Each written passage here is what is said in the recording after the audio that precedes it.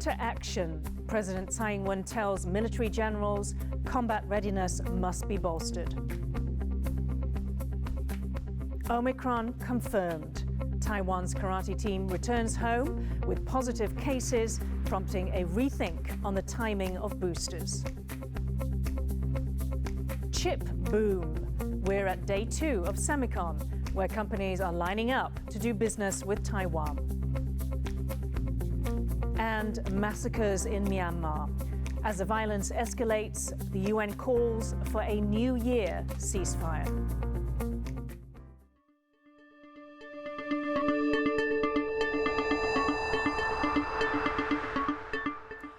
A warm welcome to TaiwanPlus News. I'm Yin Khvat. Members of Taiwan's national karate team who took part in the Asian Championships in Kazakhstan have tested positive for Omicron. Out of 13 confirmed cases, 7 are of the new variant. Sandy Chi has the details. After winning 4 medals at the Asian Karate Championships in Kazakhstan last week, Taiwan's national team has been struck down by COVID-19. 13 of 22 athletes tested positive for the virus upon returning home, 7 of them with the new Omicron variant. 培训训练，然后再跟其他的这个选手晋升的一个这个比赛，那这些都是有可能造成传染的一些因素。11 of those who tested positive were fully vaccinated. The other 2 had received 1 dose. The Central Epidemic Command Center, or CECC, has ordered rapid testing kits for Taiwan's athletes competing overseas.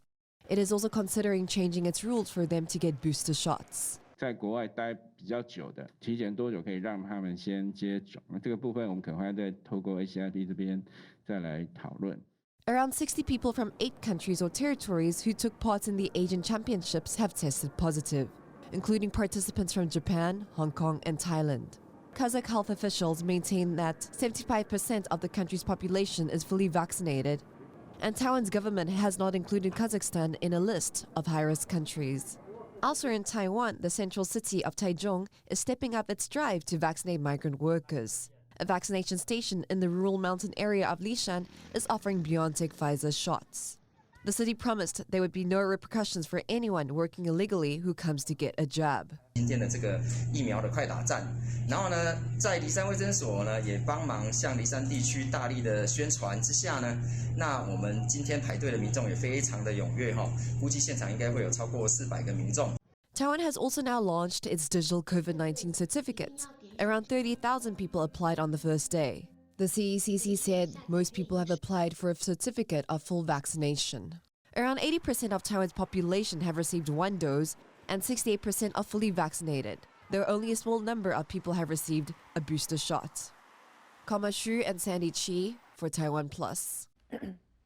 Countries across Europe are seeing their highest recorded daily COVID infection numbers as the Omicron variant sweeps through the continent.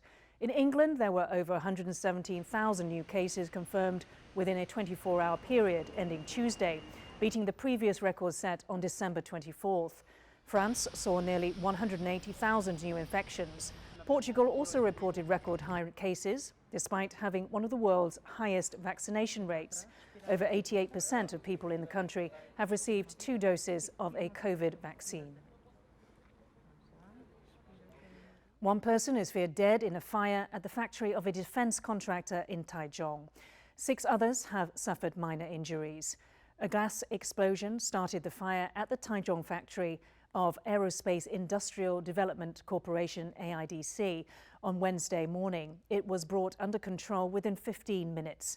AIDC is a Taiwanese defense contractor that works on the national jet fighter program and upgrades to F-16 fighters. These operations take place in a different factory and were not affected by the fire. Taiwan's semiconductor industry is the most advanced in the world and has become indispensable to many countries' civilian and defense technologies. Taipei is hosting the 3-day SEMICON trade fair attended by hundreds of international companies. And our reporter Jaime Ocon spoke to some of those participating in the event to find out why Taiwan has become so dominant in the industry. What's interesting about semiconductors like these is that machines need them to function. Anything from a coffee maker to washing machine and even a fighter jet. Taiwan makes up about 60% of the global semiconductor market, and countries around the world rely heavily on the island for these chips.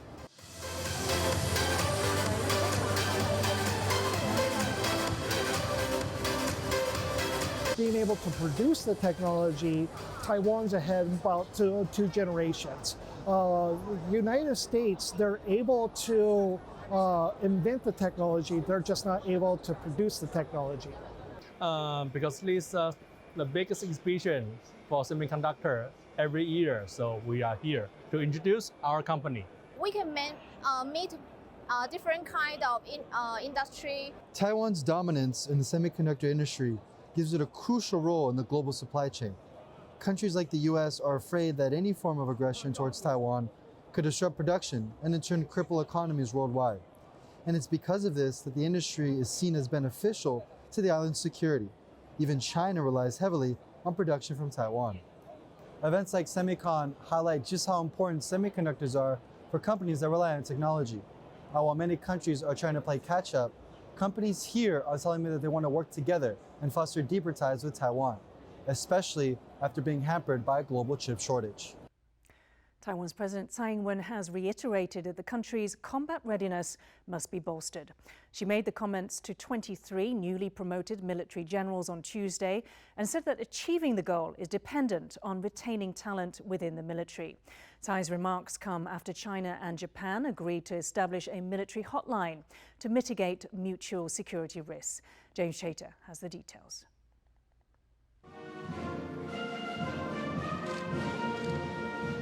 At a ceremony on Tuesday in Taiwan's defense ministry, 23 senior military generals received a promotion, but also a call to action from President Tsai Ing-wen.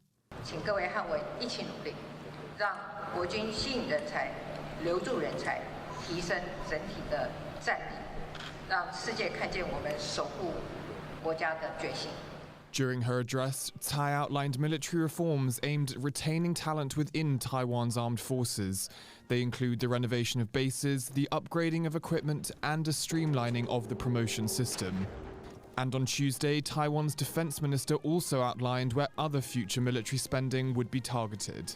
特别预算的采购品项都是以国产的武器装备为主，不仅可以带动国防产业的发展，并且可以深化国内军备作业维持的能量。 The two announcements come as Taiwan seeks to convince its main security partners that it's ready to defend itself from potential invasion by China. That's in the absence of an absolute security guarantee from its principal ally, the United States. That's no easy task, though, after recent reports revealed the declining quality of training for Taiwan's armed forces, as well as its sclerotic management. And it's in an increasingly fraught regional environment that concerns over Taiwan's military preparedness are circulating. On Monday, the defense ministers of Japan and China agreed to establish a military hotline before the end of 2022. The communication channel is designed to mitigate the risk of security flashpoints spilling over into regional conflict. Those points of contention include the Senkaku or Diaoyu Islands, over which Japan and China both claim sovereignty, as well as Taiwan. 岸防衛大臣から尖閣諸島周辺海域を含む東シナ海情勢や南シナ海問題、海警法についての我が方の懸念を伝達したほか、台湾海峡の平和と安定の重要性を指摘するとともに、中国の国防政策や軍事力の透明性の向上を求めたものと承知をしております。 Japan's Prime Minister Fumio Kishida last week approved a 10th consecutive year of record defense spending, with the country's military budget rising to $47 billion. The defense budget boost comes as prominent voices in Tokyo appear increasingly sympathetic toward Taiwan. Former Japanese Prime Minister Shinzo Abe earlier this month said that a Taiwan emergency is a Japanese emergency, and that Chinese military action in the region would be economic suicide. Words are one thing, but numbers are another. Japan's record defense budget is less than a quarter of China's, and the imbalance between Beijing and Taipei is even starker, with rough estimates suggesting China's active military personnel is around 8 times that of Taiwan's. And it's those crude imbalances that will add even more weight to Tsai's words on Tuesday. as Taiwan seeks to project its own image of military resilience. Klein Wang and James Chater for TaiwanPlus. US President Joe Biden on Monday signed into law the National Defense Authorization Act 2022, which included a call for Taiwan to be invited to the world's largest military exercise, the Rim of the Pacific Exercise, or RIMPAC. Bill Sharp is a lecturer at the University of Hawaii Center for Chinese Studies. I asked him how likely were Taiwan's chances of being invited to RIMPAC. Relationship between the United States and Taiwan has constantly been on the upswing since Biden took office. I think that the United States realizes that a solid defense relationship, an active relationship, an open defense relationship with Taiwan is more and more important. You know, I'm speaking to you from Hawaii. Perched here in Hawaii, we see that China is jutting out into the Western Pacific more and more all the time, to a point where it's beginning to be of some concern to Hawaii. To tighten up the relationship, the defense relationship between Taiwan and the United States is only in the U.S. interest. Let's face it, Taiwan shields Hawaii. We don't want Taiwan to become part of China because then it would become a huge PLA naval base. Would participation in RIMPAC mean for Taiwan's defense, the defense of Taiwan? Well, it's sad to say that Taiwan population appreciates the military very much, and I think that the military feels underappreciated. They've existed on a shoestring budget for a long time. Weapon systems are somewhat outdated. Doctrine is outdated.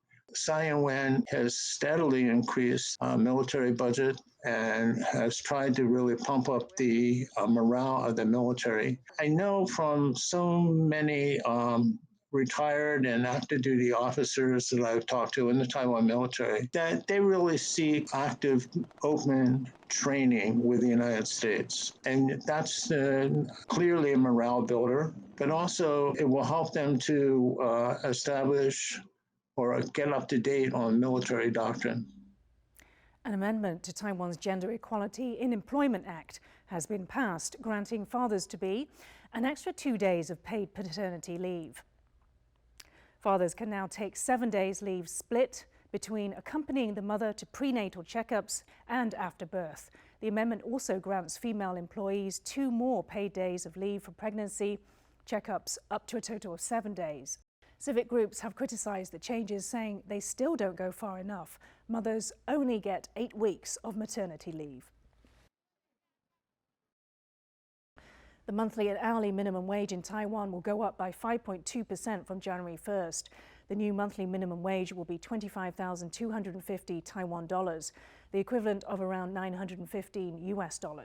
The minimum hourly wage is set at 168 Taiwan dollars. That's around 6.1 US dollars. About 2.5 million workers are expected to benefit from the increase. Coming up, we're going to look back at some of the news stories that left an indelible mark on Taiwan this year. Details after the break.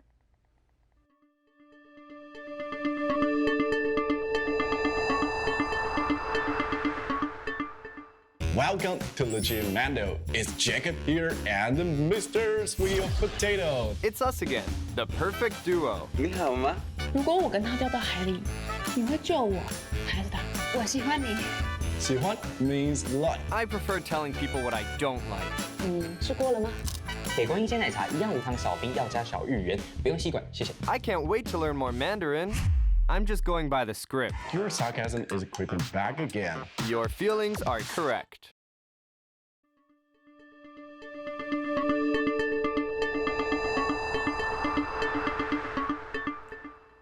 Welcome back. You're watching TaiwanPlus News. International aid organisation Save the Children has said 2 of its staff members were among at least 35 people killed and burned by Myanmar military in the eastern part of the country. The United Nations has called for a ceasefire as deadly clashes between government forces and armed opposition escalate. Rick Glowett reports. A Christmas massacre in eastern Myanmar. Among the dozens of burnt bodies found in trucks in Kayah State, 2 staff members of Save the Children. TaiwanPlus spoke to a human rights activist in the area whose identity is being concealed for his safety. I feel very angry, and I'm crying at the time. So how terrible of life of these people, of the innocent children, women, old people. And this is something that I cannot feel. This is made me very horrible. Nearly a year after the military seized power and jailed elected leaders, violence continues to worsen across Myanmar. They are trying to threaten the people, and they are trying to showing that they will do whatever people who against them, even though the civilian or the PDF, they don't care. This is kind of they're trying to bring the fear to the community. The human rights worker says that clashes between the military and armed groups in opposition to them have now displaced more than 100,000 people in Kayah State alone. Committing grievous atrocities against civilians has long been a tactic of the Myanmar military, which has been battling ethnic armed groups in the country for more than 60 years. In 2017, the military's campaign of burning houses, raping, torturing and killing Rohingya Muslims forced more than 700,000 refugees across the border to Bangladesh. You will pay the price. I think that's the message the military wants to give the public. And then it's horrific and it's quite tragic. And then they don't even care whether people, who work or who have ties with the international organization like Save the Children. They don't care at all. But the ongoing crisis threatens to destabilize the region. Myanmar borders India, China, Bangladesh and Thailand. This week, as refugees and shells spilled across to neighbouring Thailand, it beefed up its border with Myanmar. The UN's special envoy to Myanmar called for a New Year's ceasefire in the country.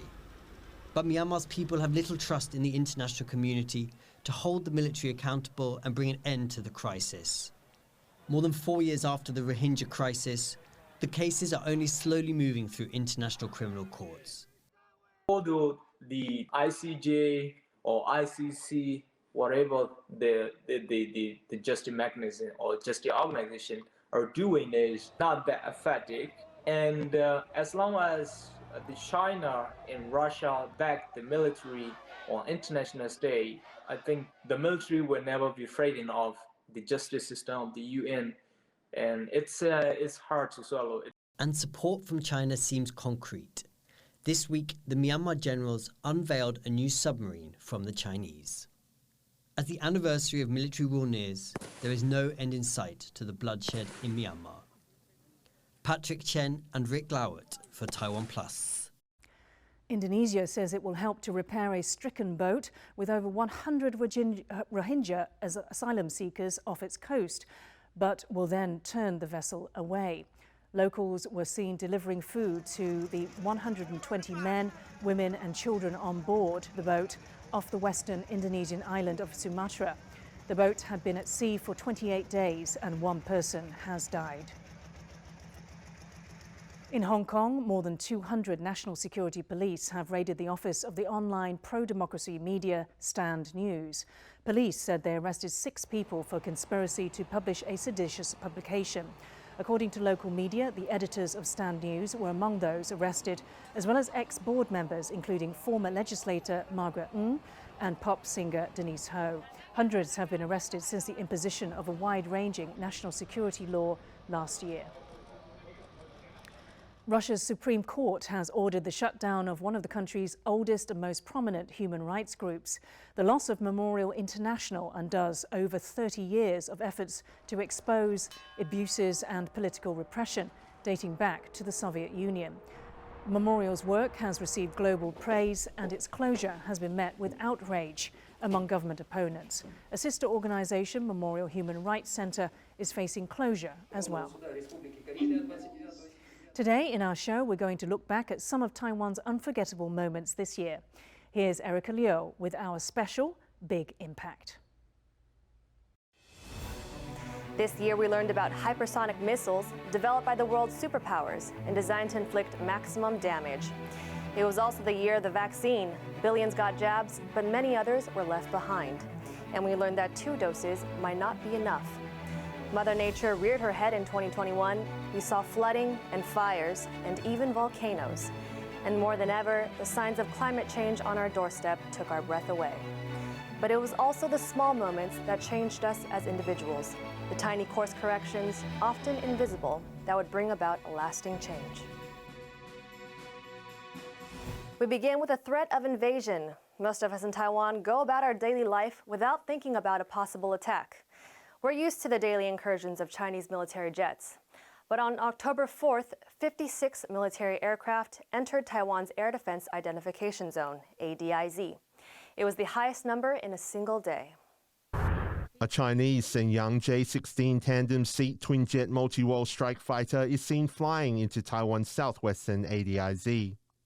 The fighter was among 56 military aircraft that breached Taiwan's southwestern ADIZ Monday, a new record for incursions in a single day since the Defense Ministry started publicizing figures. Taiwan continues to scramble planes, issue radio warnings, and mobilize ground defenses during Chinese incursions. But the surge in recent days has led to a renewed sense of urgency.